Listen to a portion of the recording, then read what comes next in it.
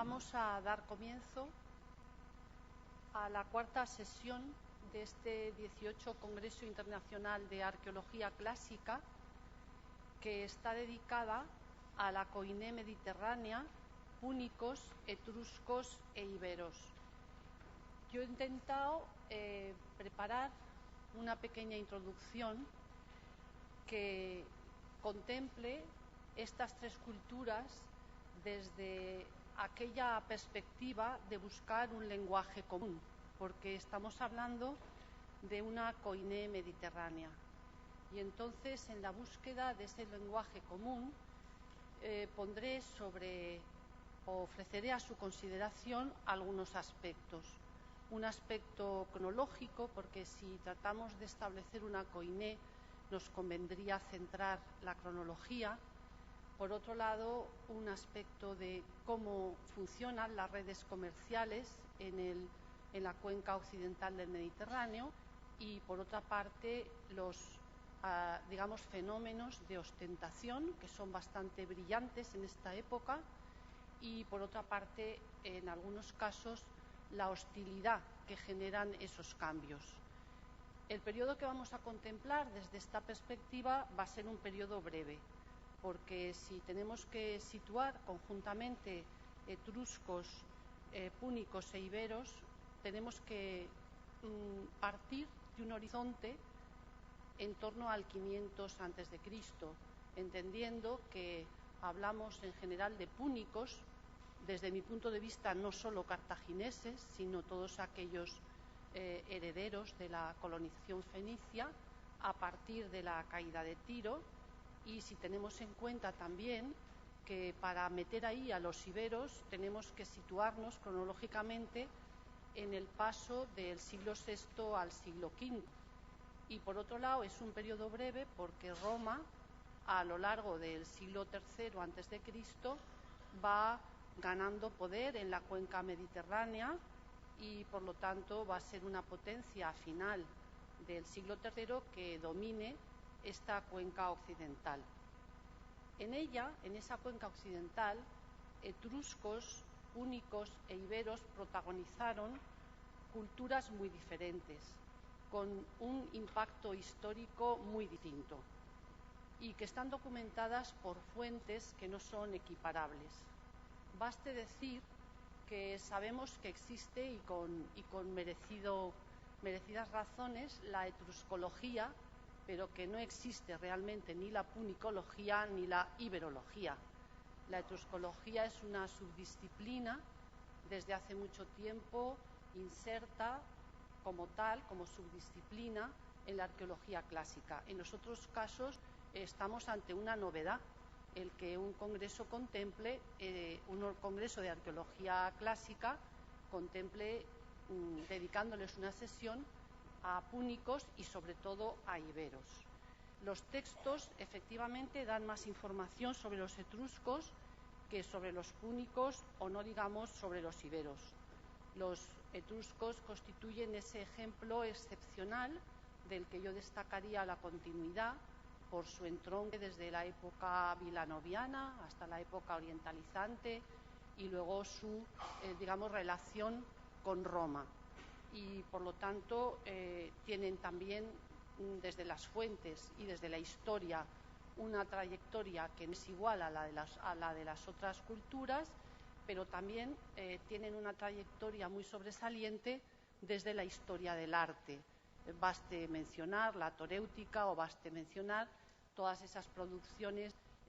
etrusco-geométricas, etrusco-corintias, figuras rojas, figuras negras, que no compadecen en las otras culturas que aquí se han puesto juntas.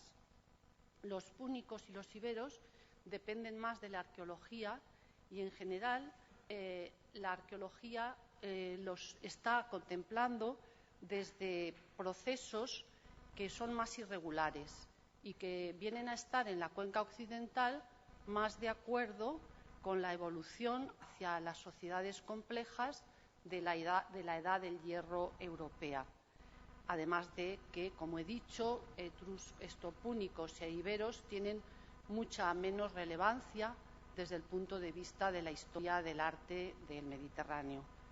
Las grandes ciudades fenicio-púnicas que llegaron hasta época romana, por lo tanto, las contemplamos hoy con una trayectoria más fluctuante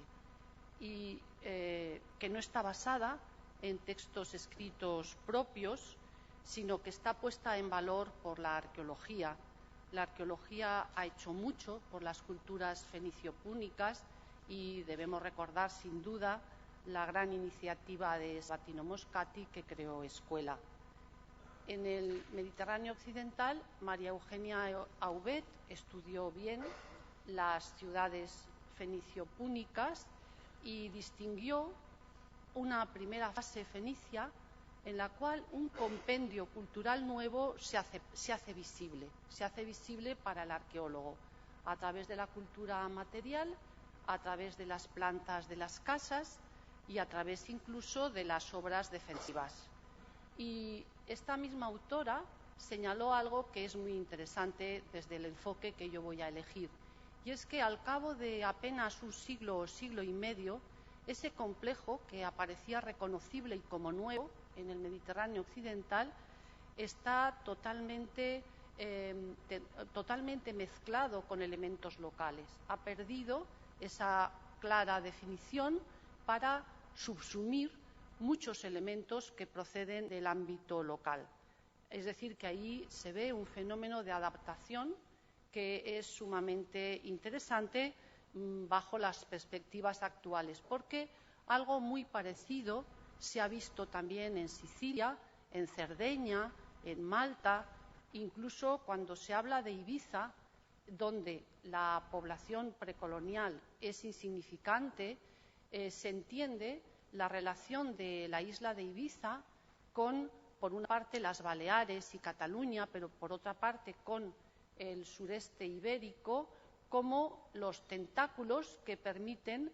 el desarrollo de la propia isla, que por sí misma no hubiera tenido viabilidad, digámoslo así. Así es como se nos presenta hoy este tipo de contemplación. La toponimia antigua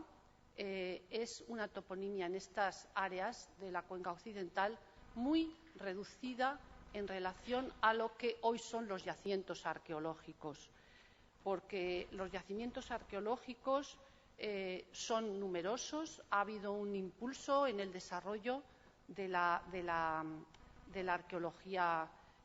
púnica y de la arqueología ibérica, y ese tipo de panorama en el que la dispersión de los yacimientos va mucho más allá, supera de manera muy importante a la dispersión de la toponimia antigua, ha hecho que se plantee un punto de vista que es distinto al del modelo centro-periferia.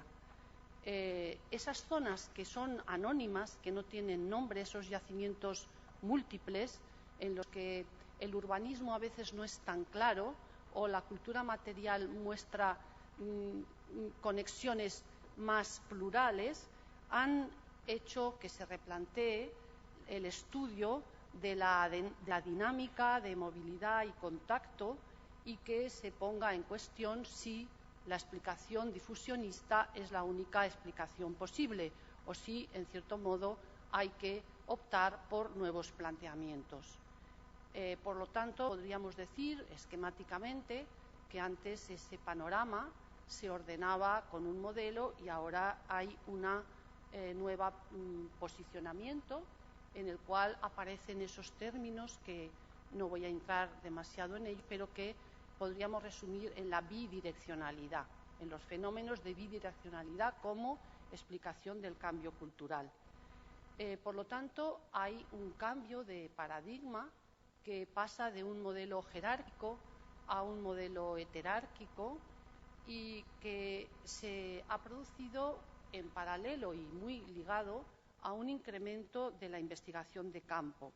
Al multiplicarse las evidencias, se han podido cuestionar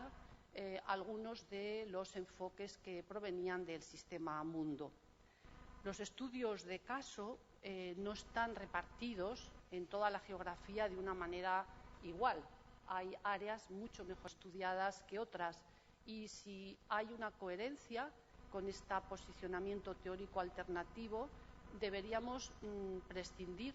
de proyectar el modelo de un lugar hacia otro lugar, porque de lo que se está tratando es de ver esos casos diversos y diferentes. Bien, pues aunque el panorama, como he presentado, es un panorama difuso y a veces falto de concreción, yo intentaré de alguna manera poner en común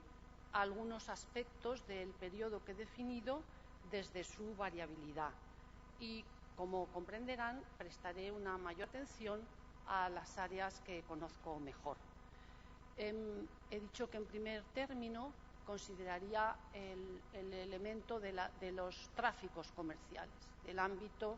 de las conexiones comerciales en esta época y en esta cuenca mediterránea. Podríamos poner un ejemplo, tampoco es mi intención entrar a fondo en ese ejemplo, pero creo que puede marcar unas pautas. Vamos a ver, los etruscos y los púnicos en este ámbito del Mediterráneo tuvieron infraestructuras para la navegación, tienen puertos y tienen flotas. Incluso sabemos, y es muy conocido, que en un momento dado unieron sus flotas para impedir que se asentaran en Alalía unos focenses que venían, digamos, huyendo casi, ¿no?, de Focea, y que ese enfrentamiento y la solución del mismo marcó una época. Así se ha estudiado repetidas veces antes y después de Alalía. Parece que las coordenadas de la cuenca noroccidental del Mediterráneo cambian. Si nos situamos desde otras valoraciones en ese mismo problema, podríamos decir que esta nueva situación, esta nueva posibilidad de contemplar la cuestión de un hecho político, como fue una batalla, nos obliga hoy a prescindir de un término que se utilizó durante mucho tiempo, que es el término de talasocracia. En esta época, no es ya en torno al siglo V, finales del siglo VI, podríamos ver que si pasamos de ese punto de decir una supremacía absoluta a contemplar estos procesos mediante lo que he llamado bidireccionalidad, pues nos encontraríamos con otras posibles explicaciones del fenómeno, y esas otras explicaciones nos llevarían a contemplar que al final del siglo VI ya es demasiado tarde para aceptar o para pactar una nueva llegada de orientales, griegos, a el Mediterráneo occidental. Y podríamos preguntarnos por qué pudiera ser esto una explicación distinta y recurrir a que ya había una geoestrategia marcada. Las ciudades coloniales que existen habían establecido ya una serie de, digamos, acuerdos con las poblaciones locales, y alterar ese tipo de situación era algo que ya no correspondería. Es un pequeño ejemplo, como digo, que no trato de que sea exactamente un análisis de todos los hechos de lo que se está produciendo cuando se cambia de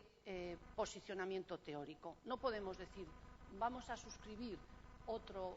punto de partida, otro posicionamiento teórico, y vamos a dejar las cosas como estaban. Si esto es justificable, será para ajustar las conclusiones que obtenemos del estudio arqueológico e histórico. Y efectivamente, a partir del 500, en la cuenca occidental, parece que podemos consensuar que el panorama colonial estaba formado por colonos de segunda generación, que apenas crean nuevas ciudades, muy puntualmente crean nuevas ciudades, y que se están entendiendo bien con las poblaciones locales, que están interactuando con esas poblaciones locales, hasta el punto que el tráfico de larga distancia beneficia a unos y a otras. Hay ese tipo de situación que parece que nos complace ver, sin un confrontamiento de etnias, sin que se establezcan prerrogativas al margen de unas situaciones territoriales que están más o menos pactadas. Y si para poner una demostración de esta afirmación recurrimos al material arqueológico, que es tan importante para nosotros, pues podríamos poner el ejemplo de lo que ocurre con las ánforas de comercio, con las ánforas de transporte. Evidentemente, en la cuenca noroccidental podríamos dar la importancia que tienen a las ánforas etruscas y a las ánforas masalietas. Y en las ciudades púnicas, que serían las que controlan la cuenca suroccidental, podríamos ver la importancia de las ciudades púnicas y las producciones de ánforas de esas ciudades púnicas. Pero en una zona y en otra, a la vez, vemos que muy pronto aparecen una serie de imitaciones locales en el ámbito indígena. Y esas imitaciones locales están ahí, tienen sus puntos de diferenciación, se pueden interpretar desde el modelo centro-periferia, pero también se pueden interpretar desde estos modelos que permiten ver cómo las poblaciones locales van ganando una serie de, una serie de ventajas, una serie de beneficios en su participación con el tráfico marítimo, y que además esto es paralelo a la aparición de ciertas oligarquías que empiezan a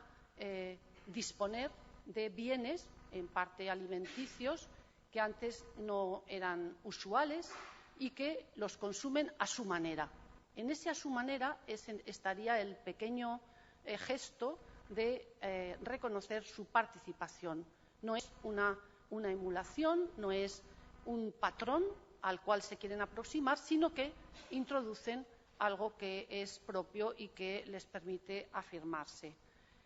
Los pecios de la cala de San Vicens y el Sec, por nombrar dos que son muy conocidos, dan muestras de que se efectuaba un comercio empórico con un potencial que es diferente entre las distintas mercancías implicadas, pero que no parece que esté marcando la supeditación de una etnia sobre las demás. Hay una colaboración, las rutas marítimas no son excluyentes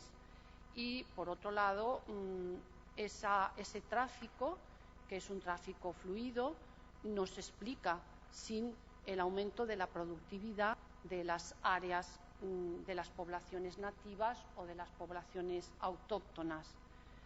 Los pueblos del área ibérica, de la cultura ibérica, no tuvieron flotas mercantes, pero sin embargo sí que tuvieron lugares que actuaron en su medida como emporios. Hay lugares de comercio, no hay flotas mercantes. Y entonces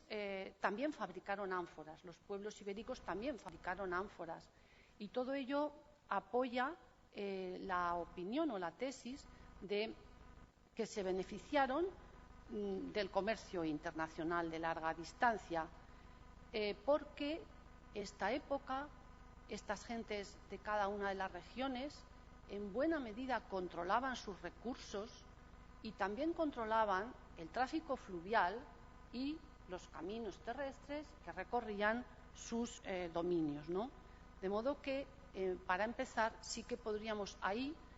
definir e ir a contemplar una koiné marcada por el comercio. Esas relaciones sí que unen y crean un lenguaje común y compartido, pero no idéntico en cada una de las posiciones. Ese sería el matiz que cabría apuntar. Los avances de la arqueología son conocidos. Me referiré al litoral alicantino, que en el siglo IV, finales del V, siglo IV, ve la aparición no solo de algunos asentamientos cuyos modos de producción e infraestructuras los califican como asentamientos púnicos, son asentamientos anónimos, no tienen un nombre, pero la arqueología los identifica así, y no solo son asentamientos, sino que también se ha podido comprobar o se ha podido presentar que hay algunas necrópolis que tienen enterramientos con ofrendas que se superponen a los modelos de ofrendas de tipo ebusitano. Ahí hay una convivencia, hay un mecanismo de interacción que está bastante claro a esos dos efectos. Por lo tanto, de nuevo, tendríamos que reconocer que hay unos resultados que nos devuelven una información que está en los parámetros que hoy deseamos aplicar al estudio de la antigüedad y que se va apartando del modelo difusionista para acercarse a este tipo de interpretaciones que se suelen denominar peer policy interaction, o también podemos hablar de etarquía, ¿no? Bien. En segundo lugar, hablaré de los fenómenos de ostentación, porque los fenómenos de ostentación nos llevan a algo que es tan propio de la arqueología como los objetos llamados suntuarios. Son bienes de prestigio y estos objetos los estudiamos bajo dos perspectivas principalmente, una perspectiva artesanal, es decir, técnica, y otra perspectiva social. Una aproximación desde la antropología dio lugar a que hace años se fijara la atención en lo que se llamaba el don agonístico. Yo recuerdo un artículo muy certero de Mauro Cristofani cuando afirmó que el modelo del don contra don de Marcel Mauss no era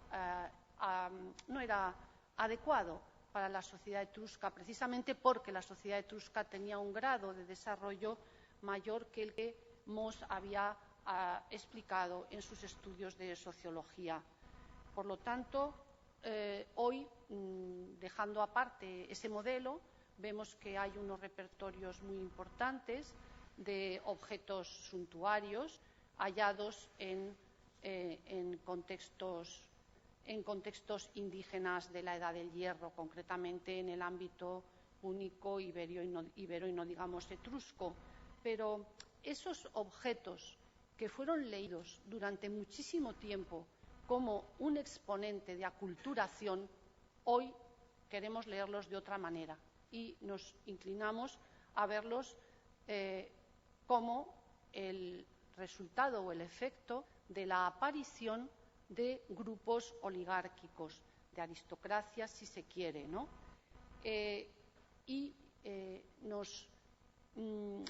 Nos fijamos en que el uso que esas oligarquías hacen de esos objetos es un uso privativo, es un uso adecuado a una cultura que no es la misma que produjo esos objetos. Y por ahí es por donde hay que, o se puede poner en marcha ciertos patrones de afirmación que nos permiten hablar de una afirmación identitaria, que no tiene que ver con, digamos, negar evidencias que la historia también plasma, pero que nos permite el ampliar un enfoque que tiene que ver con posiciones derivadas del poscolonialismo y que están dando muchísimo juego a la investigación.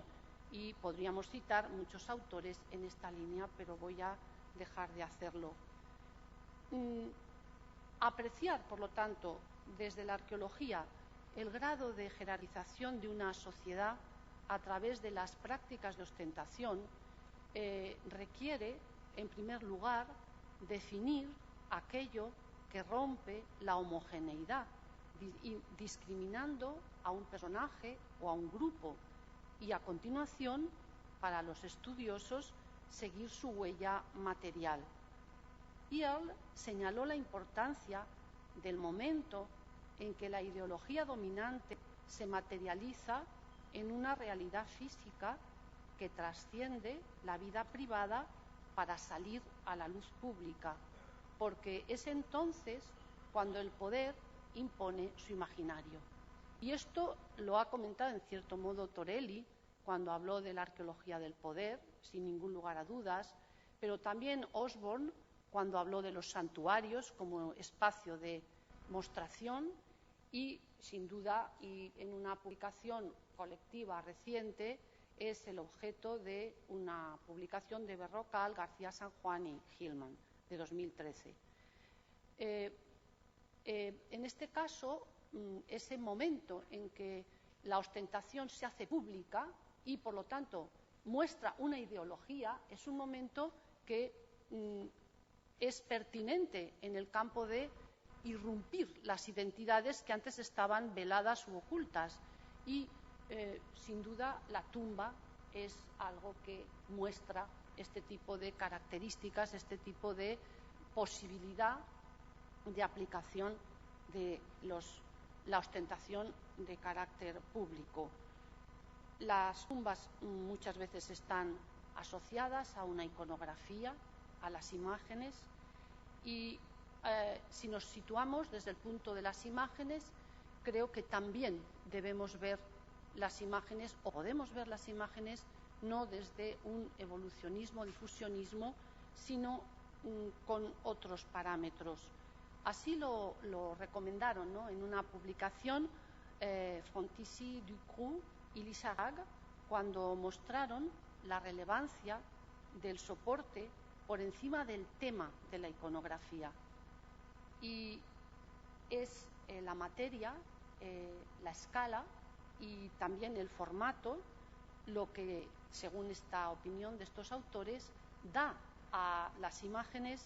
una categoría susceptible de ser presentada como pública. El pequeño objeto no es el gran objeto, el impacto y la promoción que supone el mostrar una obra monumental no es la misma que la de un pequeño objeto. Una autora muy distinta dice lo siguiente: Images contain within them a host of multi-layered and multifaceted meanings, of which some must elude us, for they are dependent on both archaeological context and a more changeful, individualized, objectified, and cognitive context that is not static or passive, but forms part of a dynamic mutable discourse capable of both synchronous and diachronic shift according to when and by whom they are used. Esta frase es de esta cita es de Miranda Aldhouse Green, que es una experta en iconografía céltica y gala y también romana. Bien, pasando a las necrópolis, donde centraríamos esta problemática, habría que decir que no parece discutible que constituyen un escenario del poder y de, digamos, la iconografía también y de la ostentación, por lo tanto, de etruscos, de los púnicos y de los iberos. Para etruscos y púnicos también los santuarios son un buen escenario de ostentación. Para los iberos lo serán algo más tarde, ahí hay un pequeño retraso. En el caso de los iberos, la escultura de gran formato es una prerrogativa de una parte de su territorio, es una prerrogativa meridional con un marcado carácter funerario, que es susceptible de una relectura a la luz de la nueva epistemología. Me voy a centrar, por lo tanto, en las necrópolis con esculturas de los iberos en honor a este 18 Congreso Internacional de Arqueología Clásica, que a mi entender es el primero que introduce a los iberos en la temática del propio Congreso. Por lo tanto, es un momento que considero que es importante, ¿no? Bien.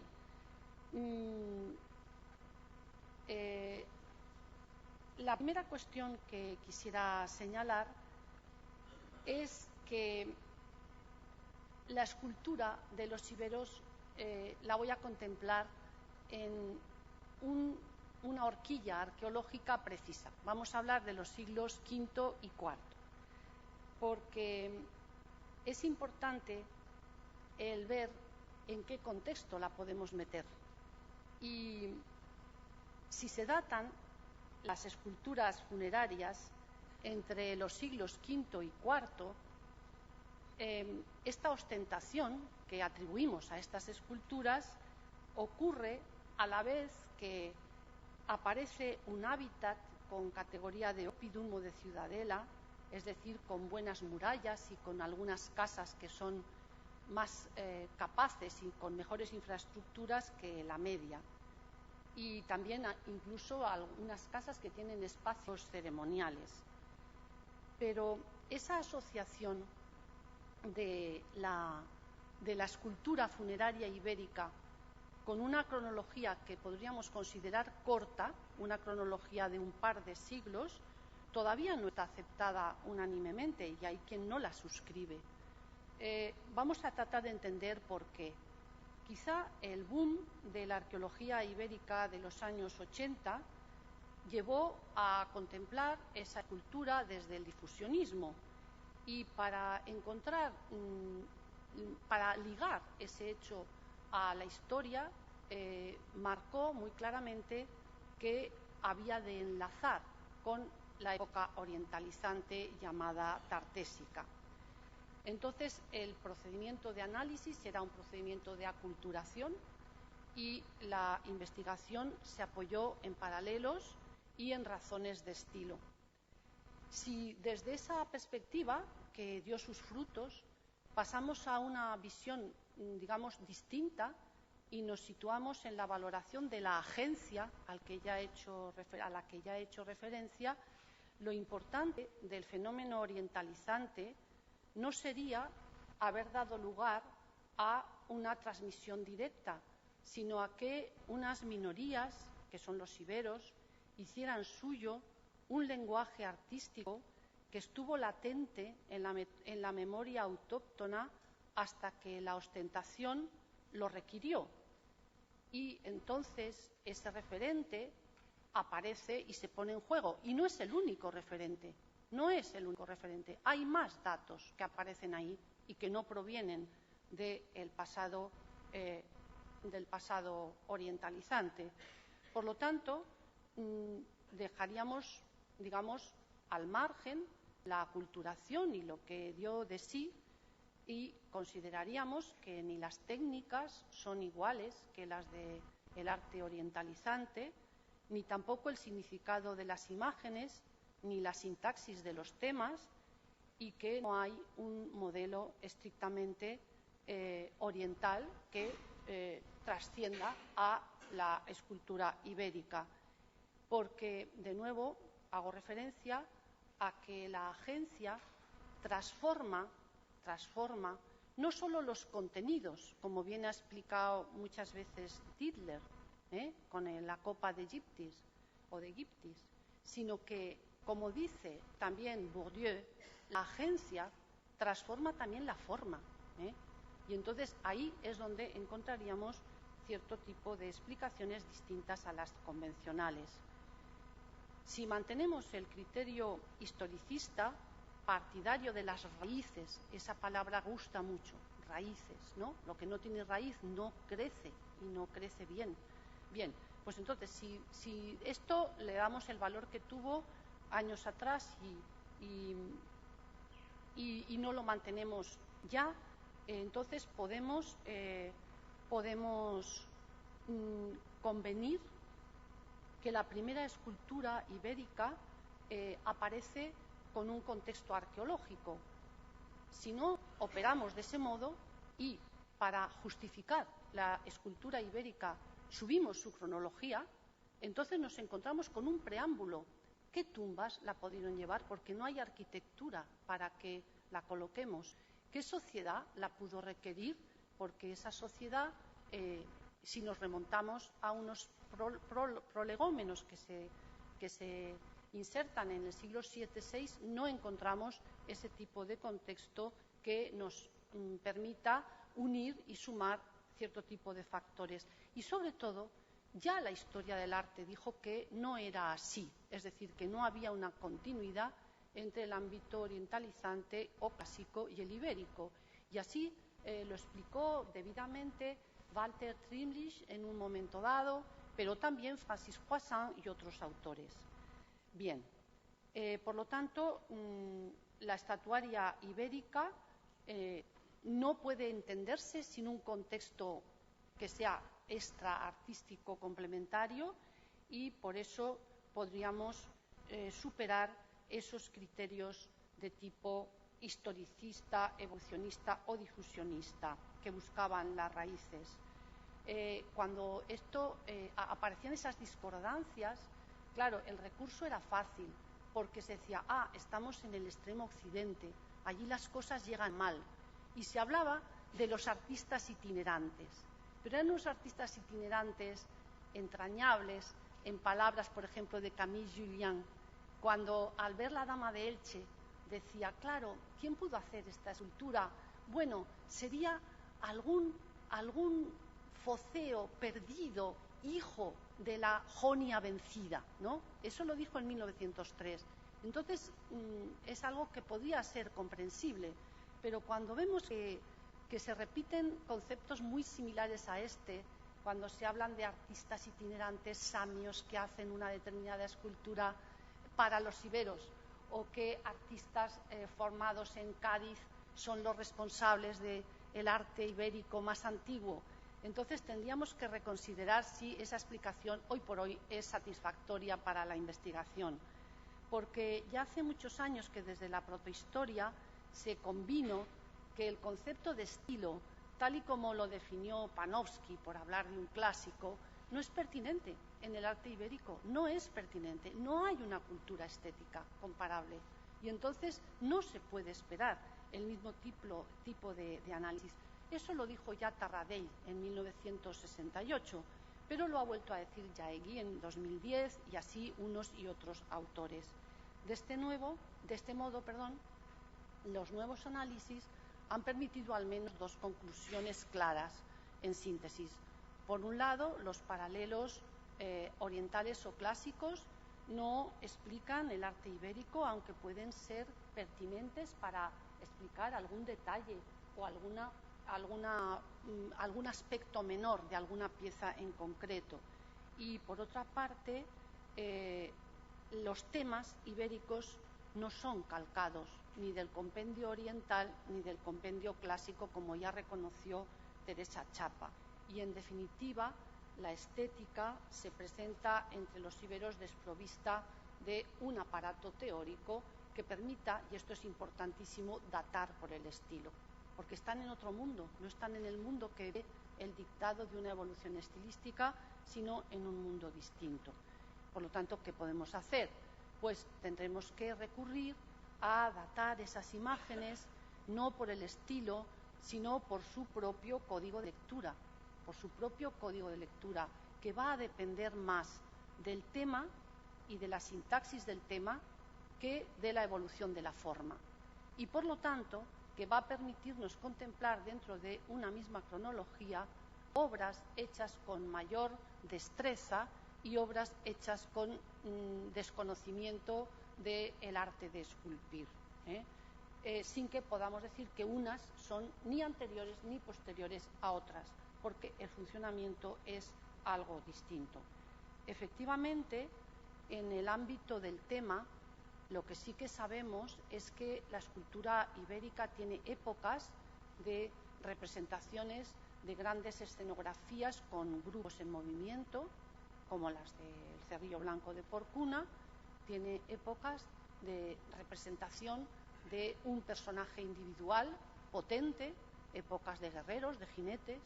que no necesariamente están representados en escenas de grupo, tiene esa época de las damas, esas matronas que aparecen estáticas, y todas esas épocas se acompañan de una serie de temas de repertorio que son los temas animales. Y esos temas animales, sea cuales fueren, animales reales o realistas y animales fantásticos, acompañan a los temas de las representaciones humanas a lo largo de todo su recorrido. No dejan de estar presentes en todo ese recorrido. Por lo tanto, hay una temática que sí que nos ayuda a ordenar esas representaciones en un espacio de alrededor de 2 siglos escasos. También hay que puntualizar que, por las mismas características, el concepto de taller tampoco es aplicable a mi entender, a la escultura ibérica, porque, de acuerdo con las evidencias, la actividad de esculpir no es una actividad continuada. Se organiza un proyecto, un programa, se esculpe, pero el taller no sigue esculpiendo porque ese programa es algo excepcional. Por lo tanto, falta una tradición. Se crea un taller que opera cuando ha de realizar un programa o una obra, pero no hay una tradición que se vaya asentando y que vaya dando lugar a un estilo de taller necesariamente, por la irregularidad del desarrollo de las obras esculpidas, salvo alguna excepción. Por lo tanto, hay algunos equipos que trabajan allí donde son requeridos y hay algunos escultores locales de escasa categoría artística que interpretan los temas y carecen de una finura en el oficio. Habría que aventurarse a decir algo sobre la procedencia de los escultores que están mejor formados, que aparecen con una mayor maestría. Hay quien aboga de su origen, propone que sean originarios de Oriente, vía Cádiz, es una propuesta, y hay quien se inclina por encontrar paralelismo con el mundo, digamos, del helenismo. Pero aunque esas dos posibilidades no es que sean descartables per se, lo que hay que también plantear es que aquellas interpretaciones de un arte como un epifenómeno colonial o como un arte provincial, propias del difusionismo, tal vez hayan quedado ya desfasadas. Aquella proyección hacia el extremo occidente de algo que viene ya impulsado desde los centros de las actividades o de los centros artísticos del Mediterráneo ya no satisface en este tipo de explicaciones. Los planteamientos alternativos privilegian el hecho social y es un hecho social endógeno, con una parte endógena muy importante en un mundo que está en diálogo, como hemos visto, y se atribuyen al sector más poderoso de las jefaturas autóctonas, propio de una etapa, y esto es muy importante, que sería a partir del 500, con muchas seculares y fluidas relaciones exteriores a sus espaldas. Esto no ocurre sin que haya pasado antes otras muchas cosas, sino que ahí está ese tipo de tradición y es ahí que influye en la base de un lenguaje artístico, técnica y temáticamente reconocible. Y es así como se puede llegar a una conclusión que no deja de ser importante mencionar hoy aquí, y es que existe una expresión artística que se puede llamar ibérica, ejecutada por unos autores que en parte habían visto esculturas dentro o fuera de la península ibérica y que en parte las produjeron según el bagaje iconográfico de su entorno inmediato, pero que representan lo que les pide la sociedad ibérica, lo que les demanda esa sociedad ibérica, y la representan con unas limitaciones muy marcadas, se comparan con otros repertorios artísticos, porque no saben ensamblar piezas de las representaciones en gran formato entre sí, están esculpidas las obras en un solo bloque, no saben asentar sobre una peana una representación, apenas saben modelar la arcilla, como bien vio Blech, y así una serie de limitaciones que nos llevan a contemplar esta serie minor del arte mediterráneo de época clásica, sin bronce en fundición en hueco y sin mármol tampoco, pero que es una parte de las expresiones artísticas de época prerromana, que es coetánea, esta expresión, a otras que tienen otras características distintas. Y hay que indicar que a estos efectos ni tan siquiera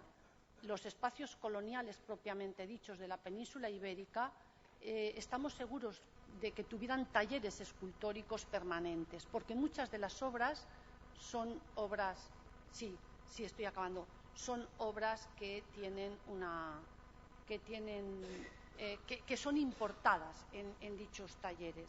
Y entonces, en ese sentido, y para no alargarme más, yo simplemente creo que no eliminar esta posibilidad enriquece el panorama de la arqueología clásica, y el no abordar por el estilo, por razones de estilo, unas representaciones no evita que podamos tenerlas en cuenta como expresión de una cultura antes llamada periférica, reconociendo finalmente que también la periférica insufla cierto aire nuevo a la arqueología clásica. Gracias por su atención.